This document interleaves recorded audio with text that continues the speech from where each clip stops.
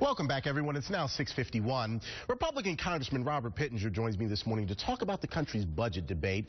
He represents the 9th District and voted yes on the debt ceiling deal yesterday. Congressman, good morning. Good morning. Hope you're well. I'm doing well. How about yourself? Let's start the conversation here, Congressman.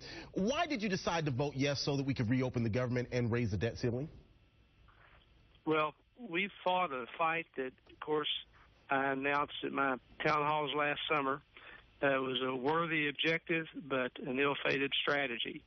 This was President Obama's signature legislation that he was not going to let go of easily, even though premiums are up 200 to 300%. The Congressional Budget Office says that the cost of it is unsustainable, and as well, people are losing jobs. Companies are not hiring full-time employees now to avoid that threshold. So, Congressman, there are major issues. So in your view, this issue really did come down to the fight over defunding or delaying Obamacare. Was it a worthwhile fight to put the government in jeopardy? Well, actually, we made it much simpler than that.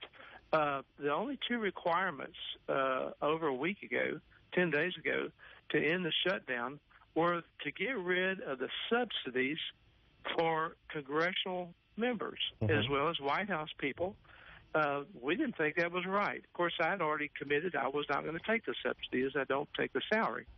As well as we didn't believe that if corporations, 1,100 corporations, could get a pass for a full year without a penalty, then it seemed to us it was fair that the American people, an average individual, should have the ability to delay their mandate without a penalty. The Democrats wouldn't accept that. Those two issues only was all they had to accept to end this shutdown 10 days ago.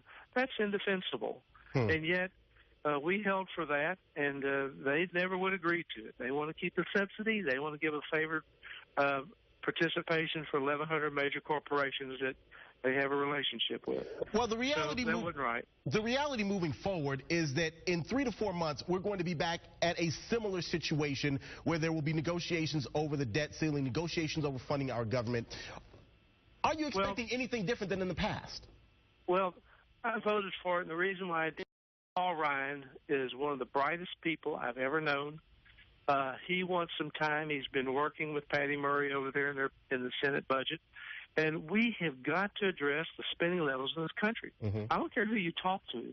If you talk to Peter Orszag, who was the budget writer for Mr. Obama, or Erskine Bowles, who was the budget writer for Bill Clinton, or Paul Ryan, they're all going to tell you the spending levels we're on are unsustainable, and it will lead us to a financial collapse like Greece. We have to address it. We have a $17 trillion debt. We have $60 trillion in unfunded mandates. We cannot continue with trillion-dollar deficits. The reason why you have to raise a debt ceiling is because we're spending more than we're taking in. If you're taking in $2.5 trillion and you're spending $3.5 trillion, you got a problem. Absolutely. And this government has a problem, and that's why we have got to fight to restore fiscal sanity in this country, or else we will collapse. Congressman, we appreciate your time. Thank you so much. We know that you have a lot of work ahead of you. We'll, of course, be watching, and you are welcome on our show any morning. You have a great day. You Thanks. too.